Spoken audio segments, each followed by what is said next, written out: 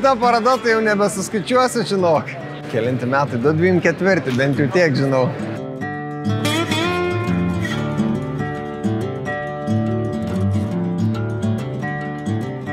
Kalbant apie automatinę vairavimo sistemą, tai esam pasidėję 3 automatinės vairavimo sistemos stendus.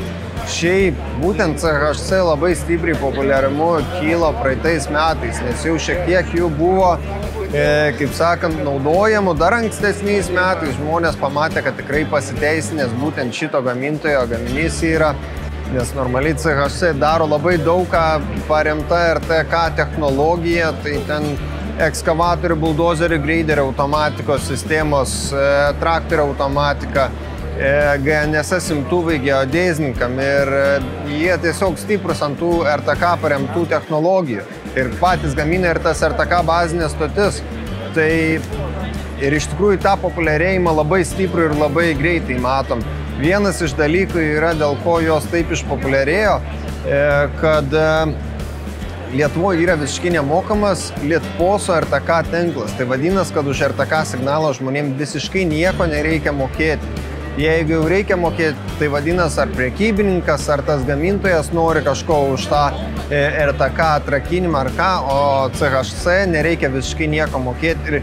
Ir dar vis dabar, kad ir kiek mes daug kalbam ir kartojam viską, iš tikrųjų žmonės dar vis nustemba, kad apsisukimas ten į kiekvieną, kas antrą liniją nemokamas, kad papildomai nereikia mokėti, kad RTK signalas nemokamas, kad papildomai nereikia mokėti.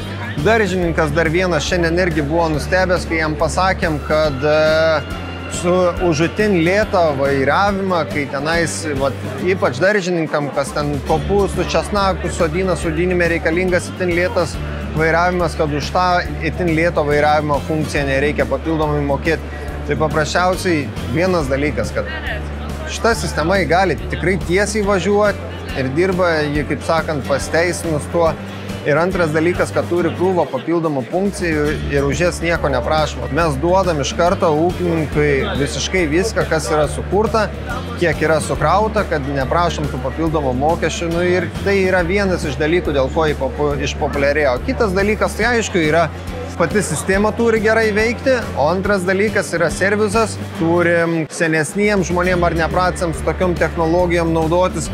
Paprasčiausiai reikia juos išmokyti, vesti. Tai yra nuotolinis servisas ir aišku, turi būti kokybiškai sumontuota.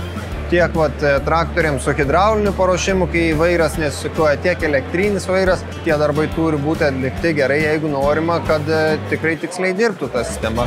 Mes jau iš tikrųjų gavę daug tos patirties ir žinom, kaip sakant, šiek tiek jau ir visokių subtilybių tenais. Jau ne tik tai tą vairą, kaip sakant, sumontuojam, bet jau ir nėra problemų pajungti, tarkim, chemikalų purkštuvai, kad turėtų tą RTK ryšį, chemikalų purkštuvas, tręštuvas ir panašių dalykų, kaip sakant, ir tikrai jau yra ką ir žmonėm patarti.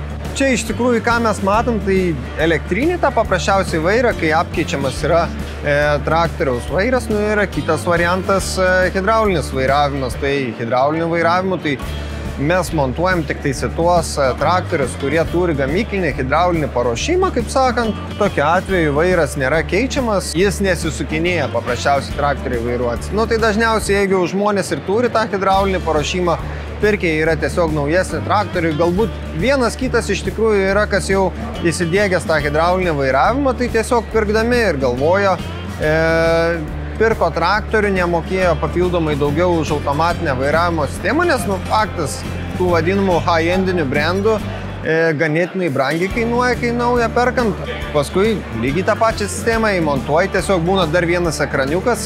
Tais atvejais, kai montam, dar didesnis nei originalus ekranas, iš tikrųjų, nes jis ganėtinai nemažas yra.